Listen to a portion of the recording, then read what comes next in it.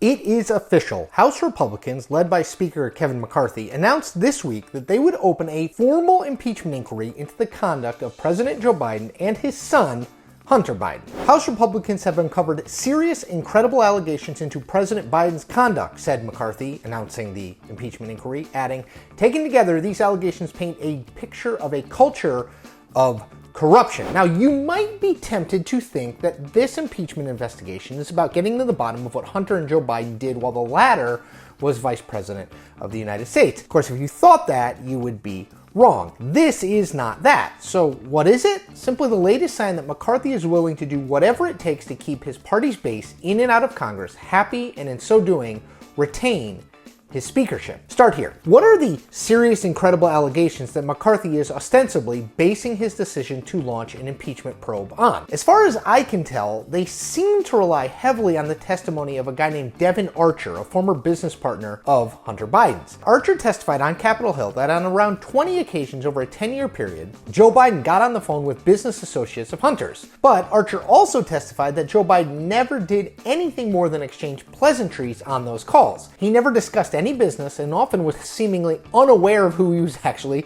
speaking with. Admittedly, that's not a great look. It seems to me that Hunter Biden was playing up his last name and his ability to get his dad on the phone to bring in business. Again, not great. But is it criminal or indicative of a culture of corruption? I think not. Other allegations, including an alleged multi-million-dollar bribe, have not been borne out under closer inspection. And look, you don't have to believe me. Take McCarthy's actions as proof that he knows how shaky the ground he is on really is. Less than 2 weeks ago, McCarthy indicated that the only way an impeachment inquiry would be launched would be via a vote on the House floor. This week, he simply declared that the probe now existed, and informed sources suggested there would in fact be no House vote, which is probably because McCarthy knows he would lose such a vote. Said Colorado Republican Congressman Ken Buck, who's been one of the most high-profile GOP skeptics of impeachment, the time for impeachment is the time when there's evidence linking President Biden, if there's evidence linking President Biden, to a high crime or misdemeanor. That doesn't exist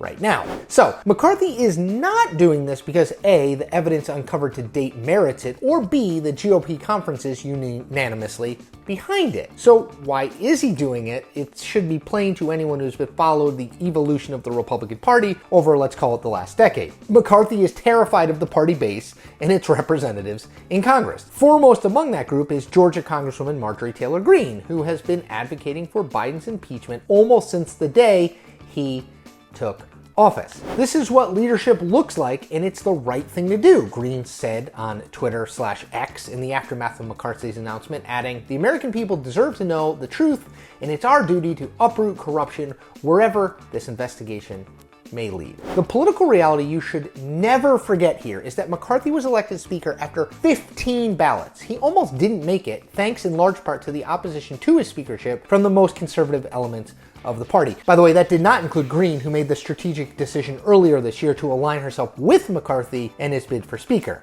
It is not a coincidence that McCarthy's decision on impeachment came just hours before Florida Congressman Matt Gaetz was set to go to the House floor to make the case against McCarthy's speakership. Gaetz has been perhaps the loudest voice calling for the opening of an impeachment inquiry against Biden. He has been threatening a motion to vacate the chair, which is aimed at removing McCarthy as speaker, if the leader didn't move forward on impeaching Joe Biden, which is how this whole situation should be read. McCarthy is desperate to keep his tenuous hold on the speakership, and he will do absolutely anything in pursuit of that goal. It doesn't matter if there's any evidence of Biden's wrongdoing. There really isn't, at least not yet. It also doesn't seem to matter to McCarthy that Senate Republicans are deeply skeptical about impeachment. I don't know what it's based on, West Virginia Republican Senator Shelley Moore Capito said this week. I have no idea what they're talking about. I don't want to see impeachment being used as an everyday instrument. I don't think that's what it's intended for. This is solely about McCarthy's personal politics. He knows that it's good politics for him, and maybe the only political choice he can make at this point, to launch an impeachment investigation. And so he does. Damn the torpedoes. So what? If you take a step back, it is decidedly a bad thing to use impeachment, or at least the specter of impeachment, of a president as a tool to shore up your own political outlook. Down that road lies nothing good for democracy. But McCarthy isn't looking through that lens. He has the speakership, and he wants to keep it through any means necessary.